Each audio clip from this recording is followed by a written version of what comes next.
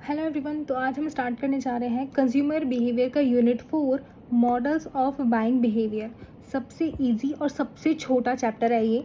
इसमें सिर्फ हमारे पास 4 मॉडल्स हैं जो हम पढ़ने वाले हैं, जिसमें कि एक मॉडल ना हमने यूनिट 3 में पहले ही पढ़ रखा है। तो हमें बेसिकली इस चैप्टर में कितने मॉडल्स पढ़ने होंगे? 3 मॉडल्स पढ़ने हैं। तो सबसे पहला मॉडल हमें दे रखा है Nicosia model of consumer behaviour. इसमें क्या दे रखा है? इसकी डेफिनेशन है explain how a firms advertising influence the consumers attitude.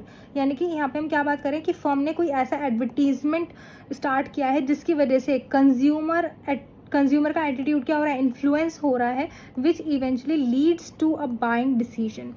इसकी डेफिनेशन दे रखी है explains how a firms advertising influence the consumers attitude. यानी कि किस तरीके से फर्म ने जो एडवर्टीजमेंट किया है अपने प्रोडक्ट का वो कंज्यूमर के एटीट्यूड को इन्फ्लुएंस करेगा, which eventually leads to a buying decision. यानी कि जिसकी वजह से कंज्यूमर कहाँ आ जाएगा? अपने एक बाइंग डिसीजन पे आ जाएगा। इसके स्टेप्स दे रखे हैं फर्म सेंड मैसेज। यानी कि फर्म सेंड करती है मैसेज, जैसे कि एड यानी कि प्रमोशंस। और कभी कभी क्या होता है, हमें जो बड़ी बड़ी ब्रांड्स होती हैं उनकी साइड से हमें मेल्स आने स्टार्ट हो जाते हैं। तो वो क्या कर रही है? फर्म अपना काम कर रही है वे ऑफ एडवर्टीजमेंट। यहाँ पे क्या हो रहा है? Consumer forms attitude. कंज्यूमर अब उसको देख रहा है, उसको परसीव कर रहा है एडवर्टीजमेंट को, और उसकी बेसिस पे उस प्रोडक्ट को सर्च करना, रिसर्च करना, ये सब स्टार्ट कर देता है। सर्च फॉर मोर इन्फॉर्मेशन, उस प्रोडक्ट के बारे में देखना स्टार्ट कर देता है। इवेल्युएट करता है प्रोडक्ट को कि उसकी नीड है या नहीं है, और मेक अ परचेज, उसके बाद उसे वो परचेज कर लेता है। एग्जाम्पल दे रखा है a mobile brand advertises a new phone. एक मोबाइल कंपनी ने अपने फ़ोन, एक नए फ़ोन का एडवर्टीजमेंट किया, और कंज्यूमर ने उस ऐड को देखा, उसने लाइक किया कि इसके फीचर्स बहुत अच्छे हैं, उसने चेक करा ऑनलाइन उसके रिव्यूज़ क्या है, और उसने क्या कर लिया? डिसाइड कर लिया कि उसे वो प्रोडक्ट परचेज करना है। ये होता है हमारा Nicosia model of consumer behaviour. बहुत ही सिंपल है। इसमें क्या करना होता है? हमें सिर्फ ये देखना है कि फर्म ने कौन सा एडवर्टीजमेंट ऐसा प्ले किया है जिसकी वजह से कंज्यूमर का एटीट्यूड इन्फ्लुएंस हो रहा है उस एडवर्टीजमेंट के थ्रू, जिसकी वजह से वो कंज्यूमर उस प्रोडक्ट को परचेज करेगा। उसके स्टेप्स देखिए, हमने 5 स्टेप्स थे। फर्म ने मैसेज सेंड किया, कंज्यूमर का एटीट्यूड चेक करा, हमने इन्फॉर्मेशन सर्च करी, इवेल्युएट करा वो प्रोडक्ट काम का है या नहीं है, और उसको परचेज कर लिया।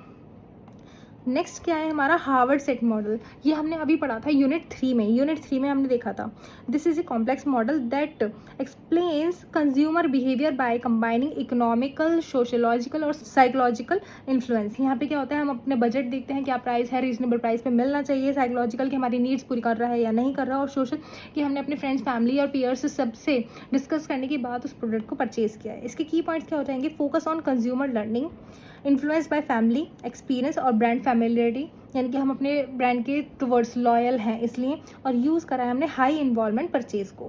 ठीक है, एग्जाम्पल के दे रखा है, हमने एक कार परचेज करी है, हमने मतलब बाइंग अ कार, हम एक कार परचेज कर रहे हैं। कंज्यूमर ने ऐड देखा, कंपेयर करा 2 ब्रांडों को, अपनी फैमिली से बात करिए कि हमें परचेज करना चाहिए या नहीं करना चाहिए, और by based on trust and features हमने परचेज कर दी उस कार को। नेक्स्ट क्या है? Third, Engel Blackwell Kollat model. इसमें क्या आता है? एक्सप्लेन करता है 5 स्टेप बाइंग प्रोसेस की एक कंज्यूमर जो फॉलो करता है while making a purchase decision. यानी कि परचेज डिसीजन के टाइम पर जो 5 स्टेप बाइंग प्रोसेस में होते हैं कंज्यूमर उसे फॉलो कर रहा है।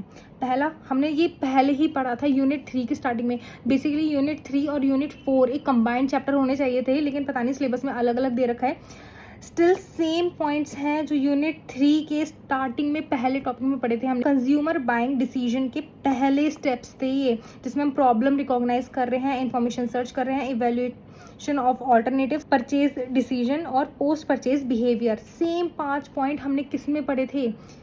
ये पढ़े थे हमने कंज्यूमर बाइंग बिहेवियर। ये होता है हमारा consumer buying behaviour. Consumer buying behaviour में क्या देखा था हमने प्रॉब्लम रिकॉग्नाइज करी थी, जिसमें हमने मोबाइल फ़ोन का एग्जांपल लिया था कि इसकी बैटरी जल्दी जल्दी ड्रेन हो रही है, और हमें क्या चाहिए? हमें एक नया सेल फोन चाहिए। हमने इन्फॉर्मेशन सर्च करी थी, उसके बाद हमने ऑल्टरनेटिव्स देखे थे, जिसमें हमें आईफोन का, सैमसंग का और वन प्लस का एग्जाम्पल दे रखा था। फिर हमने परचेज डिसीजन बनाया, और फिर हमने पोस्ट परचेज क्या करा? हमने चेक करा कि अगर वो सही से काम कर रहा है तो वो सेटिस्फाई हो जाएगा कंज्यूमर हमारा, और नहीं करा तो वो डिससेटिस्फाई हो जाएगा। यानी कि ये एंजल बैकवेल कोलैट मॉडल क्या होता है हमारा? Consumer buying decision. ये होता है हमारा बेसिकली, यही है पूरे इसमें।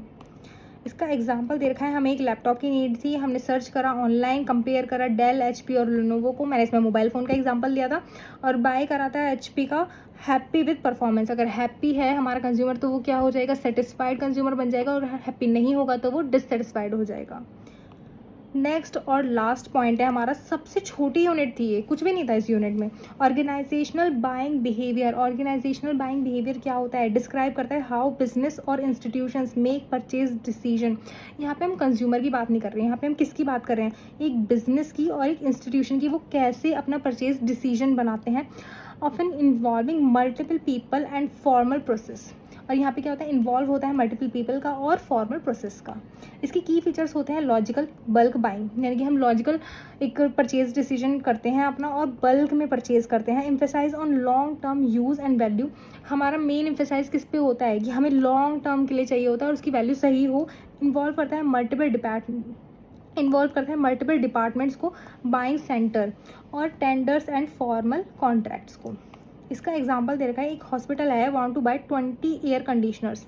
यहाँ पे हॉस्पिटल की बात हो रही है, यानी कि ये क्या हो गया हमारा, कोई इंस्टीट्यूशन वगैरह मान सकते हैं इसे हम, कोई हमारा बिजनेस है, कोई इंस्टीट्यूशन है, उन सब के लिए एक हॉस्पिटल है, उसको 20 एयर कंडीशनर चाहिए।